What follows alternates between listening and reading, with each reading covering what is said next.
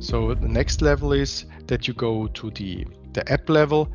As said, in our case, just the genARate app is selected and just one specific client.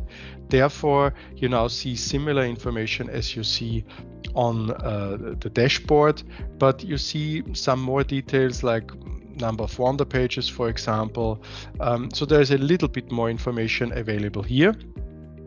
And you can now select any item here from the table. So I, for example, select the scans, and then you see in the graph on the here on the bottom, you see the scan performance over time. So you see the time range that is chosen here on the top right, and you see where or in which period most scans have happened.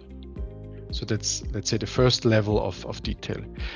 We're still on the app level, and now I can drill down into the projects level.